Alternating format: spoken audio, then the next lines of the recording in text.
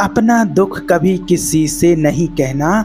अगर दुख में है तो सिर्फ आप ये करो।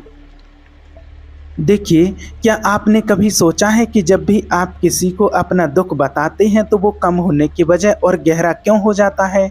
क्यों आपका मन और अशांत हो जाता है? हम सब यही गलती करते हैं।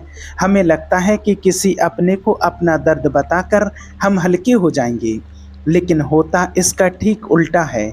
आज आपको एक ऐसा रहस्य बताने जा रहे हैं जिसे जानने के बाद आप कभी भी किसी को भी अपना दुख, अपनी परेशानी नहीं बताएंगे। और जब भी जीवन में दुख का अंधेरा छाएगा तो आप वो करेंगे जो वास्तव में आपको उस अंधेरे से बाहर निकालेगा।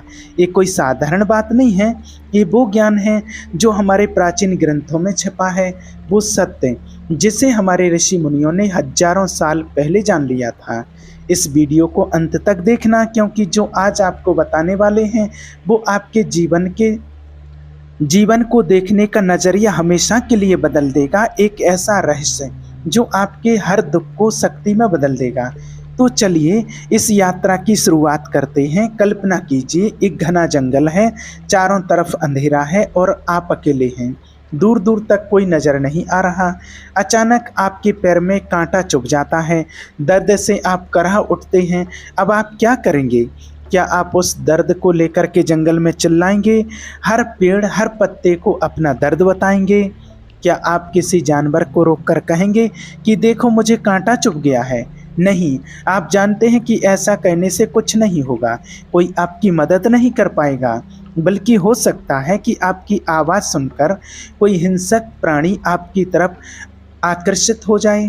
तो आप क्या करेंगे? आप शांत रहेंगे, हिम्मत जुटाएंगे और उस कांटे को निकालने का प्रयास करेंगे। यही जीवन है। ये दुनिया एक जंगल की तरह है और यहाँ हर कोई अपनी लड़ाई लड़ रहा है।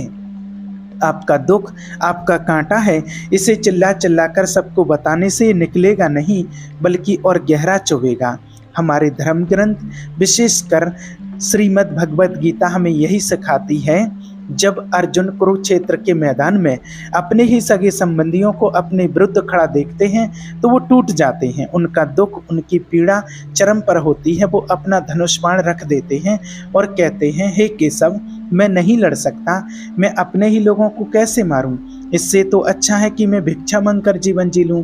अर्जुन अपना सारा दुख, अपनी पीड़ा श्री कृष्ण जी को बता रहे थे। लेकिन कृष्ण जी ने क्या किया? क्या उन्होंने अर्जुन के दुख पर दया दिखाई? क्या उन्होंने कहा कि हाँ अर्जुन, तुम सही कह रहे हो, ये तो बहुत बड़ा दुख है, तुम मत लड़ो? नहीं, श्री कृष्ण ने अर्जुन को सांत्वना नहीं दी। उन्होंने अर्जुन को ज्ञान दिया।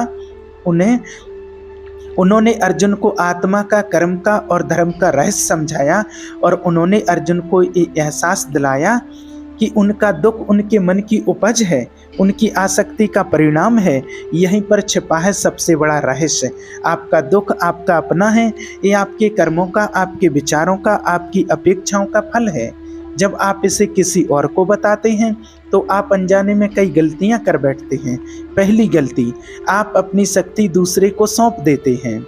जब आप किसी से कहते हैं, मैं बहुत दुखी हूँ, मैं क्या करूँ, तो आप अवचेतन रूप से उस व्यक्ति को यह अधिकार दे रहे हैं कि वो आपके जीवन का निर्णय ले। आप अपनी आत्मनिर्भरता खो देते हैं। आप एक भिक्षुक की भांति हो जाते हैं जो दूसरों से सुख की, शांति की भीख मांग रहा है। और याद रखिए, इस दुनिया में कोई भी आपको स्थायी सुख नहीं दे सकता। लोग आपको अस्थायी सांत्वना दे सकते हैं, झूठी सहानुभूति दिखा सकते हैं, लेकिन आपके दुख का निवारण कोई नहीं कर सकता। वो शक्ति केवल और केवल आपके अंदर है। दूसरी गलती, आप अपने दुख को और मजबूत कर देते हैं। जब आप बार बार अपने दुख को शब्दों में बयां करते हैं तो उसको आप अपने मन में और गहरा खोदते जाते हैं। आप उस घटना को, उस पीड़ा को बार बार जीते हैं। आपका मन उसी दुख के चक्रव्यूह में फंस जाता है। शब्द ऊर्जा हैं। जब आप नकारात्मक शब्द बोलते हैं तो आप अपने चारों ओर नकारात्मक ऊर्जा का एक जाल बुन लेते हैं। मैं बहुत परेशान हूँ, मेरी किस्मत ही खराब है, मेरे साथ ही ऐसा क्यों होता है। ये वाक्य सिर्फ शब्द नहीं है, ये मंत्र हैं जो आपके जीवन में और अधिक दुख और परेशानी को आमंत्रित कर रहे हैं। हमारे ऋषि मुनि मौन की शक्ति को जानते थे। वो जानते थे कि मौन रहने से ऊर्जा का संरक्षण होता है और उस ऊर्जा को आत्म उद्धार के लिए इस्तेमाल किया जा सकता है। जब आप दुख में शांत रहते हैं तो आप अपनी ऊर्जा को बिखरने से बचाते हैं। तीसरी और सबसे खतरनाक गलती, आप दूसरों को अपने ऊपर हंसने का और आपका फायदा उठाने का मौका देते हैं। ये दुनिया वैसी नहीं जैसी दिखती है। यहाँ हर चेहरे के पीछे एक और चेहरा है। हो सकता है कि आप जिसे अपना समझकर अपना दर्द बता रहे हैं वो आपके सामने तो सहानुभूति दिखाए, लेकिन पीठ पीछे आपकी हंसी उड़ाए। आपके दुख में उन्हें आनंद मिले। चाणक्य ने कहा था, अपना दुख किसी को मत बताओ, क्योंकि लोग दवा लगाने के बजाय घाव पर नमक छिड़कने वाले ज़्यादा होते हैं। एक कड़वा है पर सच है। आपका दुख आपकी कमजोरी बन सकता है। लोग आपकी उस कमजोरी का फायदा उठा सकते हैं, आपको ब्लैकमेल कर सकते हैं या आपको और ज़्यादा दुख पहुंचा सकते हैं। जब आप सबको अपनी परेशानी बताते फिरते हैं तो आप अपनी इज्जत, आप अपना आत्मसम्मान खो देते हैं। लोग आपको एक कमज़ोर, हमेशा रोने वाले इंसान के रूप में देखने लगते हैं। वो आपका सम्मान करना बंद कर देते हैं। तो सवाल ये उठता है कि जब दुख आए, जब मन अशांत हो, जब चारों ओर निराशा का अंधेरा हो तो क्या करें। अगर किसी को बताना नहीं है तो उस घुटन का, उस पीड़ा का क्या करें। यहाँ से शुरू होता है असली रहस्य, वो मार्ग जो आपको दुख से मुक्ति की ओर ले जाएगा। जब भी दुख आए तो सिर्फ ये करो। सबसे पहला कदम है स्वीकृति। स्वीकार कर लो कि दुख आया है, उससे लड़ो मत, उससे भागो मत। हम अक्सर यही गलती करते हैं। हम या तो दुख को नकारने की कोशिश करते हैं या फिर उससे लड़ने लगते हैं। ऐसा मेरे साथ नहीं हो सकता, मैंने ऐसा क्या किया था, ये विचार दुख को और बढ़ाते हैं। स्वीकृति का अर्थ है जो है, जैसा है उसे वैसा ही देख लेना, एक साक्षी भाव से। जैसे आप आकाश में बादलों को आते जाते देखते हैं, वैसे ही अपने मन में दुख के बादल को आते जाते देखो। याद रखो, तुम वो बादल नहीं हो, तुम वो आकाश हो जिसमें बादल आ रहे हैं और जा रहे हैं। दुख स्थायी नहीं है। सुख की तरह ये भी एक अवस्था है जो आज है, कल नहीं रहेगी। जब आप इस सत्य को गहराई से समझ लेते हैं तो दुख आप पर हावी नहीं हो पाता। आप दुख में होते हुए भी दुख से परे हो जाते हैं। दूसरा कदम है मौन और एकांत। जब भी मन अशांत हो, किसी से बात करने के बजाय खुद से बात करो। एकांत में चले जाओ, किसी शांत जगह पर बैठो, आंखें बंद करो और अपनी सांसों पर ध्यान केंद्रित करो। आती जाती सांस को देखो। कोई विचार आए आने दो, कोई भावना उठे उठने दो, बस उन्हें देखो, उनसे जुड़ो मत। एक शक्तिशाली साधना है, इसे विपश्यना कहते हैं, जिसका अर्थ है देखकर जानना। जब आप अपने विचारों और भावनाओं को बिना किसी प्रतिक्रिया के देखना सीख जाते हैं तो आप उनके मालिक बन जाते हैं। आप देखेंगे कि दुख की लहरें उठेंगी लेकिन आपको छुए बिना चली जाएंगी। एकांत आपको अपने भीतर की शक्ति से जोड़ता है। भीड़ में आप खुद को खो देते हैं, एकांत में आप खुद को पा लेते हैं। आपका सबसे बड़ा मित्र, आपका सबसे बड़ा गुरु आपके भीतर ही बैठा है। उससे बात करो, अपनी अंतरात्मा की आवाज़ सुनो। तीसरा और सबसे महत्वपूर्ण कदम है अपने कर्म पर ध्यान केंद्रित करना। गीता में श्री कृष्ण जी कहते हैं, मेरा अधिकार सिर्फ केवल कर्म करने में है, उसके फल में कभी नहीं। हमारा सारा दुख फल की चिंता से उत्पन्न होता है। अगर ऐसा नहीं हुआ तो क्या होगा, मुझे इसका क्या परिणाम मिलेगा, यही चिंता हमें वर्तमान में जीने नहीं देती। जब दुख आए तो अपनी सारी ऊर्जा अपने काम में लगा दो, अपने धर्म का पालन करो। यदि आप एक विद्यार्थी हो तो अपना पूरा ध्यान अपनी पढ़ाई में लगा दो। यदि आप एक व्यवसायी हो तो अपना पूरा ध्यान अपने व्यवसाय में लगा दो। यदि आप एक गृहिणी हो तो अपना पूरा ध्यान अपने घर के कार्य में लगा दो। जब आप कर्म में पूरी तरह से डूब जाते हैं तो मन के पास दुखी होने के लिए समय ही नहीं बचता। कर्म एक यज्ञ है। अपने हर कार्य को ईश्वर को समर्पित कर दो। ये सोचकर कर्म करो कि आप ये कार्य अपनी खुशी या दुख के लिए नहीं बल्कि ईश्वर की प्रसन्नता के लिए कर रहे हैं। जब आप ऐसा करते हैं तो आप कर्म के बंधन से मुक्त हो जाते हैं। फिर सफलता मिले या असफलता, मान मिले या अपमान, आपको कोई फर्क नहीं पड़ेगा। आप एक समत्व की स्थिति में आ जाएंगे, जिसे स्थित प्रज्ञ कहा गया है। यही दुख से मुक्ति का सर्वोच्च मार्ग है। चौथा कदम है ईश्वर पर अटूट विश्वास। जब आपको लगे कि अब कुछ नहीं हो सकता, जब सारे रास्ते बंद नजर आए, तो उसे याद करो जो इस सृष्टि का नियंता है।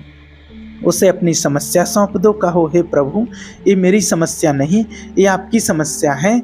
इसे मैं आपके चरणों में समर्पित करता हूँ। अब आप ही रास्ता दिखाएं।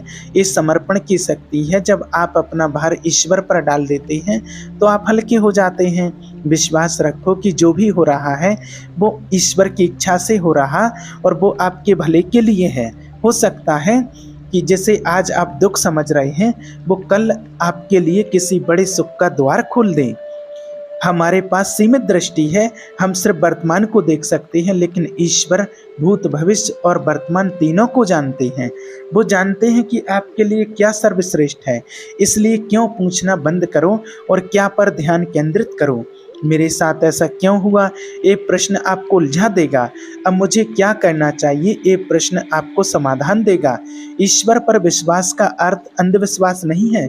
इसका अर्थ है अपने कर्म को पूरी ईमानदारी से करना और परिणाम को उसकी इच्छा पर छोड़ देना। पांचवा कदम है प्रकृति से जुड़ना। जब भी मन भारी हो, प्रकृति की गोद में चले जाओ।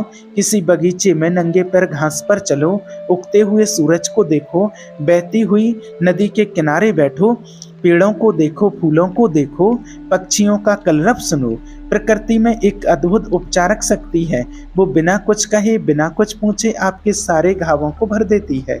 हम प्रकृति का ही हिस्सा हैं, लेकिन शहरों की कंक्रीट की दुनिया में हम उससे दूर हो गए हैं। अपनी जड़ों की ओर लौटो। जब आप प्रकृति से जुड़ते हैं तो आप ब्रह्मांड की ऊर्जा से जुड़ जाते हैं। आपका छोटा सा दुख आपको बहुत तुच्छ लगने लगता है। आपको ये एहसास होता है कि आप इस विशाल सृष्टि का एक छोटा सा हिस्सा हैं और आपकी परेशानियां भी क्षणिक हैं। और आखिरी कदम जो इन सब से ऊपर है, वो है सेवा, निस्वार्थ सेवा। जब आप अपने दुख में डूबे होते हैं तो आपका पूरा ध्यान मैं और मेरा पर केंद्रित होता है। मेरा दुख, मेरी परेशानी, मेरा दर्द। इस मैं के पिंजरे से बाहर निकलने का सबसे अच्छा तरीका है दूसरों के दुखों को देखना और उन्हें दूर करने का प्रयास करना। किसी भूखे को भोजन कराओ, किसी ज़रूरतमंद की मदद करो, किसी रोते हुए को हंसाओ। जब आप दूसरों के जीवन में सकारात्मक बदलाव लाते हैं तो आपके जीवन में सकारात्मकता अपने आप आने लगती है। आपको एहसास होता है कि आपका दुख दूसरों के दुखों के सामने कुछ भी नहीं है। सेवा करने से अहंकार गलता है, और जहाँ अहंकार नहीं वहाँ दुख नहीं। आपको एक ऐसी गहरी शांति और संतुष्टि का अनुभव होता है जो दुनिया की कोई भी दौलत आपको नहीं दे सकती। तो याद रखिए, अगली बार जब दुख का अंधेरा छाए तो किसी के सामने रोना नहीं है, किसी से सहानुभूति की भीख नहीं मांगनी। आपको बस ये 6 कदम उठाने हैं। 1, स्वीकार करो। 2, मौन और एकांत में जाओ। 3, अपने कर्म पर ध्यान केंद्रित करो। 4, ईश्वर पर अटूट विश्वास रखो। 5, प्रकृति से जुड़ो। 6, निस्वार्थ सेवा करो। ये मार्ग आसान नहीं है, इसमें साधना लगेगी, धैर्य लगेगा, लेकिन यही एकमात्र मार्ग है जो आपको स्थायी शांति और आनंद की ओर ले जाएगा। आपका दुख एक अवसर है, एक अवसर है अपने भीतर छिपी हुई शक्तियों को जगाने का, एक अवसर है खुद को बेहतर इंसान बनाने का, एक अवसर है ईश्वर के और करीब आने का। इस अवसर को व्यर्थ मत जाने दो। अपने आंसुओं को अपनी कमजोरी नहीं, अपनी ताकत बनाओ। सोचिए, एक बीज जब तक जमीन के अंधेरे में खुद को गला नहीं देता, तब तक वो एक विशाल वृक्ष नहीं बन सकता। सोना जब तक आग में तपता नहीं है, तब तक वो कुंदन नहीं बन सकता। हीरा जब तक घिसा नहीं जाता तब तक उसकी चमक नहीं आती। आपका दुख वही आग है, वही अंधेरा है, वही घिसावट है। ये आपको नष्ट करने नहीं बल्कि आपका निर्माण करने आया है। ये आपको साधारण से असाधारण बनाने आया है। जब आप इस दृष्टि से अपने दुख को देखेंगे तो आप उससे डरेंगे नहीं, आप उसका स्वागत करेंगे। आप समझ जाएंगे कि ये जीवन का एक हिस्सा है, एक प्रक्रिया है जो आपको परिपक्व और ज्ञानी बनाने के लिए आवश्यक है। लोगों को अपना सुख बताओ, अपनी उपलब्धियां बताओ ताकि वो प्रेरित हों, लेकिन अपना दुख कभी किसी को मत बताओ। अपने दुख को अपनी प्रार्थना बनाओ, अपने दर्द को अपनी शक्ति बनाओ, अपने एकांत को अपनी साधना बनाओ। जब आप इस रहस्य को अपने जीवन में उतार लेंगे तो आप देखेंगे कि आपके जीवन में चमत्कार होने लगेंगे। आप शांत और स्थिर रहना सीख जाएंगे, चाहे परिस्थितियां कितनी भी प्रतिकूल क्यों ना हों। लोग आपकी ओर आकर्षित होंगे, आपके उस तेज की ओर, आपकी उस शांति की ओर। आप दूसरों के लिए प्रेरणा का स्रोत बन जाएंगे। यही वो ज्ञान है जो हमारे पूर्वजों ने हमें दिया है। यही वो मार्ग है जिस पर चलकर बुद्ध, महावीर और अनगिनत योगी और संत दुख से पार गए। ये मार्ग आज भी उतना ही प्रासंगिक है, उतना ही शक्तिशाली है। तो आज से ये संकल्प लें कि आप अपना दुख, अपनी परेशानी कभी भी किसी को नहीं बताएंगे। जब भी दुख आएगा आप चुप रहेंगे, आप एकांत में जाएंगे, आप अपने भीतर उतरेंगे, आप उस परम शक्ति से जुड़ेंगे जो आपके अंदर और बाहर हर जगह मौजूद है। और आप अपने दुख को एक ऐसी शक्ति में बदल देंगे जो न केवल आपके जीवन को बल्कि इस दुनिया को भी रोशन कर देगी। मुझे उम्मीद है कि इस वीडियो ने आपको एक नई दृष्टि दी होगी। और अगर आप ऐसे ही जीवन बदलने वाले ज्ञान से जुड़ना चाहते हैं तो हमारे चैनल श्री कृष्णा फैमिली को सब्सक्राइब जरूर करें। आपका बहुत बहुत धन्यवाद। आपको ईश्वर सुखी और शांत रखें।